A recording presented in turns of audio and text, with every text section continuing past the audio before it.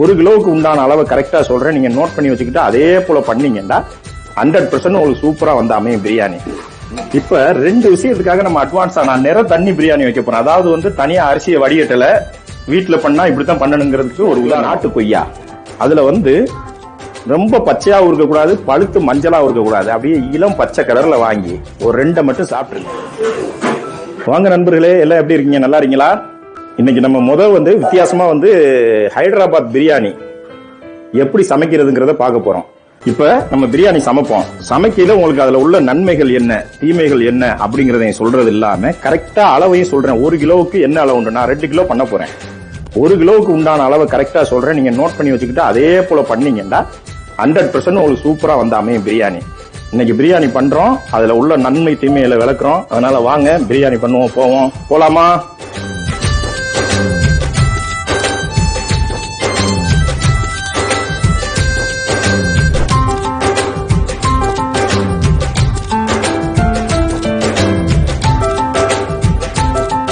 நான் பண்ண போறது 2 கிலோ. உங்களுக்கு 1 கிலோ பிரியாணிக்கு உண்டான அளவையும் அதனுடைய ஹெல்த் பிளஸ் மைனஸ் ரெண்டையும் பத்தி நான் இப்ப சொல்றேன், பாத்துக்கங்க. 1 கிலோ சிக்கன் கறி, 1 கிலோ பாஸ்மதி ரைஸ் ஊற வச்சிருக்கேன். கரெக்டா வந்து 45 நிமிஷத்துக்கு முன்னால ஊற வச்சிருங்க. இது மல்லி புதினா இலை ஒரு கைப்பிடி அளவுக்கு, 350 கிராம் தக்காளி, 3 பச்சை மிளகாயை கீறி வச்சுக்கிறோம். 1 கிலோ பிரியாணிக்கு 600 கிராம் வெங்காயம் எடுத்துக்கங்க. 4 பட்டை, 4 கிராம்பு, 4 ஏலக்காய் எடுத்துக்கங்க. இஞ்சி பூண்டு பேஸ்ட், இஞ்சி 75 கிராம், பூண்டு 75 கிராம், 150 கிராம் எடுத்து அரைச்சிக்கங்க. எண்ணெய் நான் வந்து எப்பவுமே நான் கடல் எண்ணெயில தான் பண்றது. நீங்க கடல் எண்ணெயில பண்ணலாம் அல்லது வந்து சன்ஃபிளவர் எண்ணெயில பண்ணிக்கங்க. நான் வந்து செக்குல ஆட்டின கடல் எண்ணெயும் வீட்டு முறையில தயாரிச்ச நெய். எண்ணெய் வந்து 150, 50 நெய் ஊத்துவேன். 200 கிராம் கண்டிப்பா ஊத்துவேன். இப்படி ஊத்திட்டு எப்படி பண்ண போறேங்கிறது இப்ப சொல்றேன். இதுல முதல்ல உங்களுக்கு நான் ஹெல்த் பெனிஃபிட் என்னன்னு விளக்கிறேன். கோழியில நமக்கு பாத்தீங்கன்னா புரோட்டீன் இருக்கு. வளர்ப்பு முறை சரியில்லாதனால இது நிறைய மைனஸ் இருக்கு. அது நம்ம எல்லாரும் ரெகுலரா பேசிக்கிறது, அதை பத்தி நான் இலக்கணம் கொடுக்க கூடாது. மல்லி வந்து ரத்த ஓட்டத்தை சுத்திகரிச்சு நல்லா வச்சுக்கிற கூடியது. புதினா நமக்கு சேர்க்கும் போது கபத்தை கரைக்குது, உடம்புல உள்ள கபங்களை கரைக்குது. அதே போல தக்காளி உடம்புக்கு ஏதோ ஒரு அளவுக்கு நல்லதுன்னு வச்சுக்கோங்களேன். வெங்காயம் சேர்த்துக்கிறது ரொம்ப நல்லது. இதுல மெயினான நம்ம இந்த ஐட்டமே இந்த 2 தான். இது எப்படின்னு கேட்டா, உடம்புல உள்ள ரத்த ஓட்டம் அத்தனை நாளங்களையும் வந்து கொழுப்பை கூட கரைக்கிறதுக்கு உண்டான சக்தி இருக்கு. பட்டை, இஞ்சி பூண்டு, கிராம்பு இதுக்கு. செக்கில் ஆட்டின சுத்தமான கடல் எண்ணெயும் வீட்டு முறையில தயாரிச்ச நெய்யும் யூஸ் பண்றேன். வாங்க இப்ப வந்து நம்ம எப்படி சமைக்கிறதுன்னு பார்ப்போம். முதல்ல அடுப்பை பத்த வச்சுக்கிடுவோம்.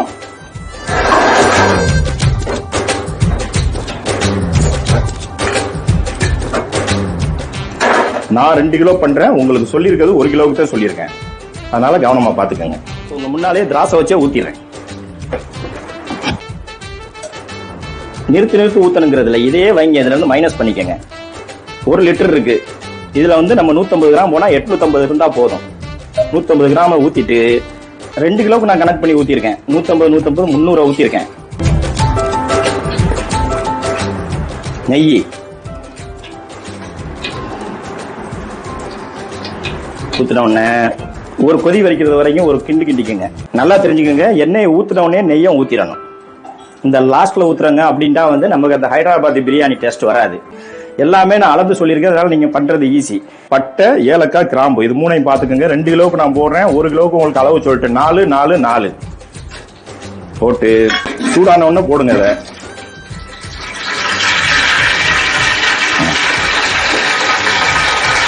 இந்த அது குறைஞ்ச லைட்டா சத்தம் வந்துருச்சா உடனே வெங்காயத்தை கொட்டுங்க.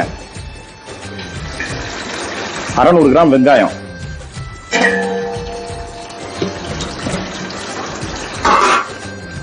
நீங்க இது போல பண்ணி பார்த்துட்டீங்கன்னா வேற யார் சொல்றதையும் கேட்க மாட்டீங்க. ரொம்ப தெளிவா வரும், கிளியரா வரும். அதனால இதே போல நீங்க பண்ணி பாருங்க. 600 கிராம் வெங்காயத்தை போட்டு ஒரு கிண்டிட்டு கொஞ்ச நேரம் மூடி வச்சிருங்க. அது வேகட்டும், பொன்னிறமா வர்றது வரைக்கும் அப்படி மூடி வச்சுட்டு ஒரு 7.5 நிமிஷம் வெயிட் பண்ணுங்க. இப்ப வந்து வெங்காயம் கொதிச்சிருச்சான்னு பார்ப்போம். கொதிச்சதுக்கு அப்புறம் இந்த இடத்துல நீங்க ரொம்ப கவனமா பண்ணணும். இந்த பொன்னிறம் இப்படி வந்த உடனே நல்லா பாத்துக்கோங்க. இந்த கலர் வந்த உடனே நம்ம அரைச்சு வச்சிருக்க 150, அதாவது 160 கிராம் கரெக்டா 80 கிராம் கணக்கு வச்சுக்கோங்க. இஞ்சி பூண்டு வாடை வந்து சுத்தமா போயிடணும், அது ரொம்ப முக்கியமான விஷயம். இஞ்சி பூண்டு பேஸ்ட் வாடை போறது வரைக்கும் ஒரு கிண்டு கிண்டுங்க. கிண்டி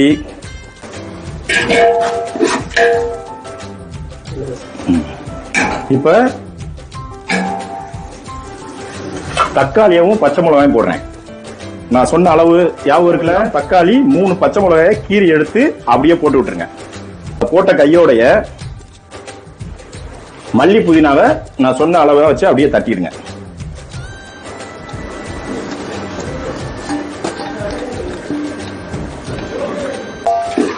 இப்ப 2 விஷயத்துக்காக நம்ம அட்வான்ஸா நான் நிற தண்ணி பிரியாணி வைக்க போறேன். அதாவது வந்து தனியா அரிசியை வடிகட்டல, வீட்டுல பண்ணா இப்படித்தான் பண்ணணுங்கிறதுக்கு ஒரு உதாரணம்.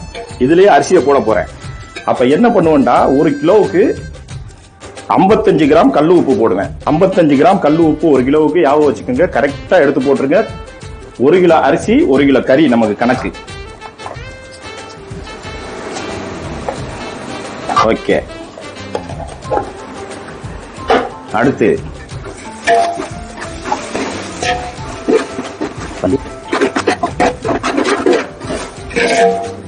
பத்தியெல்லாம் முக்கியமான பொருளை ஒண்ணு மறந்துட்டேன். இந்த போய் எடுத்துட்டு வந்துடுறேன். தயிர் இருக்கட்டுங்க. இது இருக்கும் போத அடுத்து மஞ்சள் பொடி வந்து மத்த நம்ம குழம்புக்கு போடுற மாதிரி நிறைய போடக்கூடாது. இந்த பாத்துக்குங்க, 1 கிலோவுக்கு இவ்வளவுதான். நான் 2 கிலோவுக்கு அளவு சொன்னா நீங்க குழம்பிடுவீங்க. அதனால 1 கிலோவுக்கு அதனாலதான் 1 கிலோன்னு சொல்றேன். மஞ்சள் பொடி எடுத்துக்கங்க. மிளகா பொடி கரெக்டா ஷார்ப்பா 1 கிலோவுக்கு 10 கிராம், 2 கிலோவுக்கு 20 கிராம். அதுல எந்த சமரசமும் கிடையாது. உங்களை ரசிக்க வைக்கிற மாதிரி இருக்கணுங்கிறதுல ரொம்ப தெளிவா இருக்கேன். வாங்க அப்படியே பாருங்க எப்படி இருக்கும் போது இப்படி வச்சுட்டு அடுத்து நான் 1 கிலோவுக்கு 50 கிராம் தயிர் ஊத்துவேன். நீங்களும் அதே போல ஊத்திக்கங்க. நான் இப்ப வந்து 2 கிலோ பண்றதுனால 100 கிராம் ஊத்த போறேன்.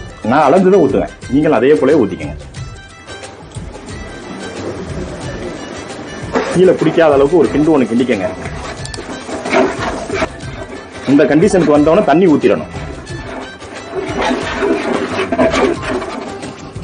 மறக்காம தண்ணி ஊத்திடணும். தண்ணி ஊத்த போறேன். 1 லிட்டருக்கு 1.3 தண்ணி ஊத்துறோம். இந்த அளவு போட்டால் இவ்வளவுதான் தண்ணி ஊத்தணும். யாவும் வச்சுக்கோங்க. அவ்வளவுதான் போட்டாச்சு. இப்ப என்ன பண்றோம்னா, ஒரு கொதி கொதிக்கிறது வரைக்கும் வெயிட் பண்றோம். ஒரே ஒரு கொதி கொதிச்சோன்னா சிக்கனை தூக்கி போட்டு, இப்ப இதுல கோழியில மட்டும் நான் ஃபர்ஸ்டே வந்து அதுலயே போட்டு எலுமிச்சம்பழத்தை பெரட்டிடுவேன். ஏன்னு கேட்டா ஒரு 5 நிமிஷம் வேக வச்சோன்னா உடஞ்சிரும். இப்ப இதுல போட்டு இப்ப பெரட்டுறேன். 2 அதாவது 1 கிலோவுக்கு 1 எலுமிச்சம்பழம், 2 கிலோவுக்கு 2 எலுமிச்சம்பழம் போட்டுக்கோங்க. இப்ப 1 கிலோவுக்கு 1 எலுமிச்சம்பழத்தை போட்டு எப்படி பிணைஞ்சு வைக்கிறதுங்கிறத காட்டுறேன், பாத்துக்கோங்க. சிக்கன் உடையாம நல்லபடியா வந்துடும். ஓகே. இப்ப இப்படி பிரட்டி வச்சுக்கிட்டு இப்ப கொதி வந்துருச்சான்னு பாப்போம். கொதி வந்த உடனே சிக்கனை போட்டுறணும். ஒரு கொதி வந்துருச்சு. சிக்கனை போட்டுட்டு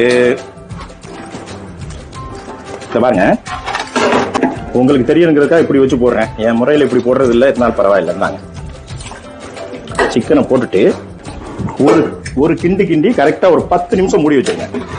ஒரே கிண்டு தான். கிண்டிட்டு டயத்தை செக் பண்ணிக்கோங்க. 10 நிமிஷம் மூடி வச்சுட்டு மற்ற வேலையை பாருங்க. ஓகே. இப்ப என்ன தெரியுமா பண்ண போனோம், இப்ப வந்து கறி வெந்திருக்கும் கண்டிப்பா. எடுத்து பார்த்துட்டு அப்படியே அரிசியை கொட்டுவோம். ஓகேயா? பாருங்க, அரிசியை கொட்டுவோமா?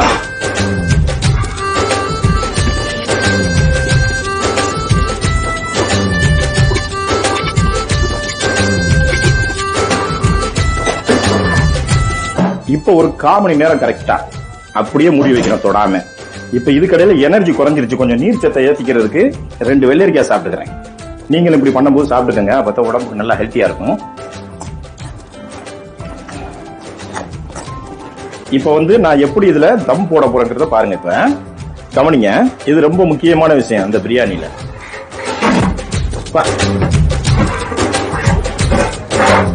பாருங்க, நீங்க உங்களுக்கு கலர் பிரிய இருந்தா போட்டுக்கோங்க, பிரிய இல்லாட்டா நீங்க கலர் போட வேணாம். நான் கலர் எனக்கு வந்து இஷ்டம் இருக்கு, அதனால நான் போட்டுக்கிறேன். நீங்க ஃபுட் கலர் தேவைப்பட்டா போட்டுக்கோங்க. பாருங்க, இப்ப தம் எப்படி வைக்கிறேங்கிறத பாருங்க. எனக்கு எதுவும் கிடைக்கல, தண்ணி எதுவும் கிடைக்காதனால இந்த வெயிட் தூக்கி வைக்கிறேன், அந்த புகை வெளியே வராம இருக்கிறதுக்கு.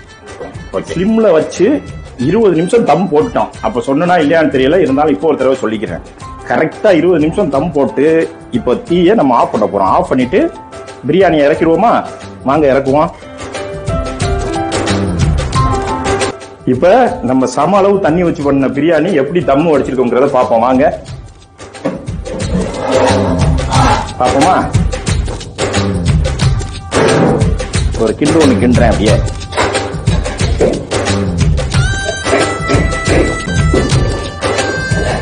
இப்படி தனித்தனியா அங்க நிக்கணும். எப்படி வந்திருக்கு பாத்தீங்களா? இதே போல பண்ணிக்கங்க. பார்த்து பிரியாணி ரெடி. ஓகே தானே? வெங்காய பச்சடி எப்படி செய்யறதுன்னு தெரியும், முட்டை எப்படி பண்றதுன்னு தெரியும், கத்திரிக்காய் இன்னொரு நாளைக்கு தனியா எப்படி பண்றதுங்கிறத பாத்துக்கணும். அவ்வளவுதான். இன்னைக்கு இதோட நம்ம விருந்து சாப்பிட போறோம். ஓகேயா? பிரியாணி டேஸ்ட்டுக்கு மயங்காதவங்க யாருமே இருக்க முடியாது. விரும்பி சாப்பிடுவோம். சாப்பிட்ட உடனே ஒரு அழகா ஒரு தூக்கம் வரும். உடனே படுத்துடக்கூடாது. கொஞ்சம் வார்ம் வாட்டர் சாப்பிட்டுட்டு ஒரு மணி நேரம் கழிச்சு ஒரு அழகா 1 மணி நேரம் தூங்கி எந்திரிங்க. அதனுடைய புல் இன்பமும் உங்களுக்கு கிடைக்கும். அது ஒரு பக்கம் இருந்தா கூட இதுல சில பேருக்கு பிரியாணி சாப்பிட்டோம்னா அடுத்த நாள் வந்து அந்த கறி, பொதுவா பிரியாணிங்கிறது இல்ல, எதா இருந்தாலும் கறியை சாப்பிட்டோம்னா அடுத்த நாளுக்கு பயந்துகிட்டு கறியை சாப்பிட மாட்டாங்க. அவங்களுக்கு மலச்சிக்கல் வந்துருமேண்டு. அவங்கள மாதிரி ஆளுக்க இன்னைக்கு நீங்க ஏதாவது கறி சாப்பிட்டீங்கன்றாலோ பிரியாணி சாப்பிட்டீங்கன்றாலோ, நம்ம கொய்யா இருக்குல்ல, நாட்டு கொய்யா, அதுல வந்து ரொம்ப பச்சையாவும் இருக்கக்கூடாது, பழுத்து மஞ்சளாவும் இருக்கக்கூடாது. அப்படியே இளம் பச்சை கலர்ல வாங்கி ஒரு 2 மட்டும் சாப்பிட்டுருங்க. அடுத்த நாள் காலையில பாருங்க உங்களுக்கு எப்படி மோஷன் ஃப்ரீயா போகுதுன்னு. இந்த பிரியாணியினுடைய முழு இன்பமும் உங்களுக்கு கிடைக்கும். அப்ப வந்து உங்களுக்கு ஃப்ரீயா அடுத்த நாள் காலையில எல்லாம் காலி ஆயிரும். முதல் நாள் சாப்பிட்டு ஆஹா அடுத்து எப்படா சாப்பிடலாம் அப்படிங்கிற எண்ணம் வரும். இல்லண்டா உங்களுக்கு இந்த டேஸ்டே வந்து இன்னொரு தடவை வந்து சாப்பிடாம ஆக்குறதுக்கு இம்சையாக்கும். இது சில பேருக்கு தான், எல்லாருக்கும் பொருந்தாது. மத்த எல்லாரும் விரும்பி சாப்பிடுங்க. இதுல வந்து நான் என்ன சொல்ல வரேன்டா, இதுல வந்து நன்மை 70%, தீமை வெறும் 30% தான். அதனால தாராளமா சாப்பிடலாம். ஓகே, சாப்பிடுங்க. சாப்பிட்டு என்ஜாய் பண்ணுங்க. பாத்துக்குருவோம். பாய்.